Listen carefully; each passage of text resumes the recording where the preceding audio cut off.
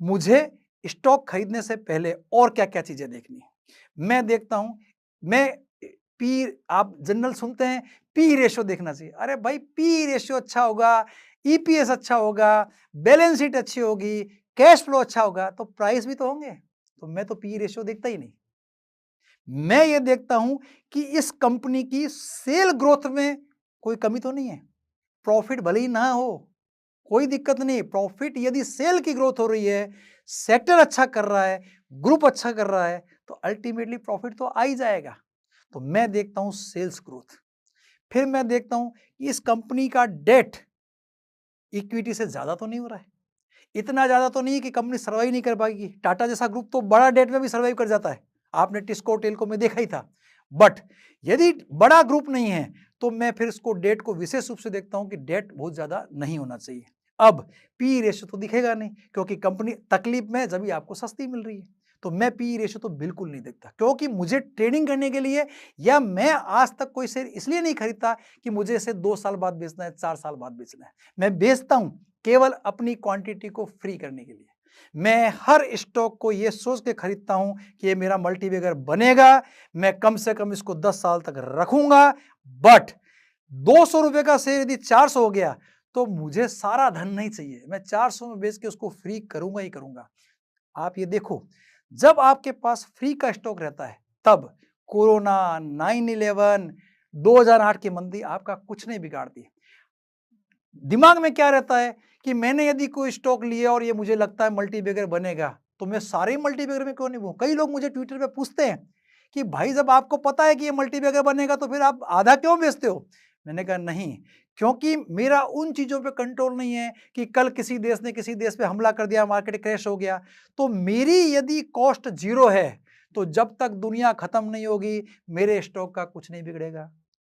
60-70% मेरा पैसा, 80% मेरा पैसा अच्छे ग्रुप की कंपनियों में रहता है। तो मुझे लगता है इन ग्रुपों में फ्रॉड नहीं होगा।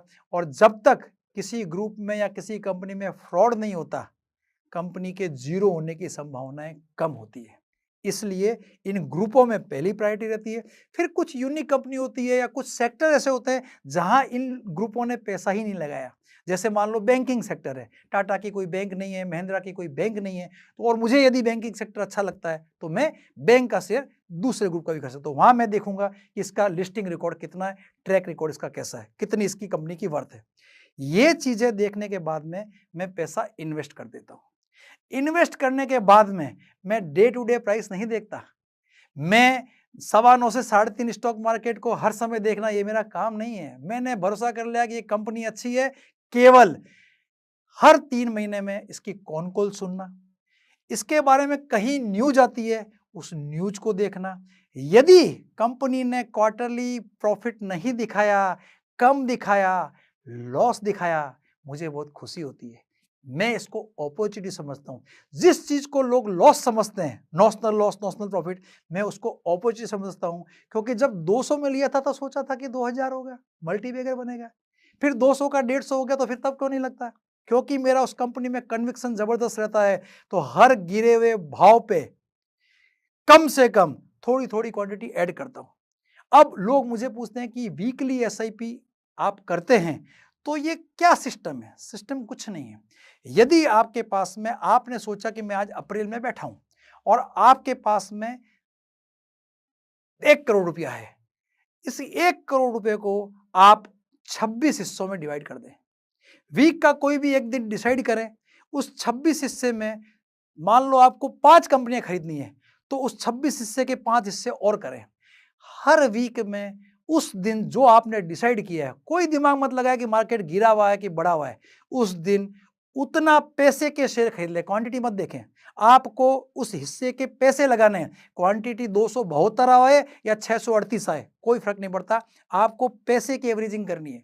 जब आप इस पूरे प्रोसेस के अंदर में पैसा लगाते हैं स्टॉक मार्केट में, आप शेयर का प्राइस गिर बढ़ रहा मत देखें, कौन कॉल जरूर सुने। कौन कॉल के अंदर में आपको शेयर मार्केट में मैनेजमेंट क्या बोलता है, उसकी बॉडी लैंग्वेज से आपको यह समझ में आएगा कि आगे क्या करने वाला है। जरूरी नहीं है कि हर मैनेजमेंट पूरी ईमानदारी के साथ ही आपको कौन कॉल में बताए। तो अगेन फिर ग्रुप आता है।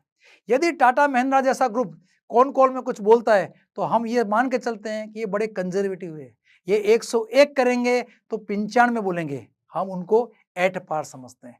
इनके अलावा कोई ग्रुप होता है जो कौन कॉल में बोलता है तो हम उसकी पिछले 3 साल की कौन कॉल देखते हैं कि पिछले 3 साल इसने क्या बोला, क्या वास्तव में डिलीवर किया, उसके आसपास किया या कुछ भी नहीं किया। तो वहां जाकर आपको एक कॉन्फिडेंस आता है कि इस स्टॉक में पैसा लगाना चाहिए कि नहीं चाहिए। कौन कॉल सुनने के बाद में केवल एक दिमाग लगाते हैं कि जब स्टॉक तो जब मार्केट चलता है कोई ना कोई दिन आता है, यदि कंपनी अच्छी होती है तो पैसा डबल भी होता है। जैसे ही पैसा आपका डबल होए उस दिन सारे शेयर मत बेचो। डबल होने के बाद में भी आप जैसे आपने वीकली इन्वेस्टमेंट किया वैसे ही डबल होने के बाद में यदि आप वीकली एक एक हिस्से को बेचते जाओगे तब तक जब तक कि बची हुई क्वांटिटी जीरो कॉस्ट ना हो जाए या एक्स्ट्रा पैसे भी नहीं आ जाए, आप उसको जीरो कॉस्ट रखो और फिर सोच लो कि अब मैं 10 साल तक इस शेयर को कम से कम होल्ड करूंगा। क्योंकि 10 साल तक आप यदि होल्ड करोगे जब ही मल्टीबैगर आपके जेब में रहेगा। मल्टीबैगर तो सबके पास थे। जितने लोग पिछले 20 साल में काम कर रहे हैं उनके पास एक ही कहानी थी, मेरे पास ये भी था, मेरे पास वो भी था, काश मैंने ये 1000 शेयर रख लिए होते और 20 साल कुछ नहीं किया होता तो आज मेरे पास इतना पैसा होता, काश मैंने ये कर लिया होता तो आज मेरे पास इतना पैसा होता। हमारे राजस्थान में एक कहावत है, मैं वो हमेशा यूज करता हूँ कि बुआ जी के मूछें होती तो वो काका जी होते।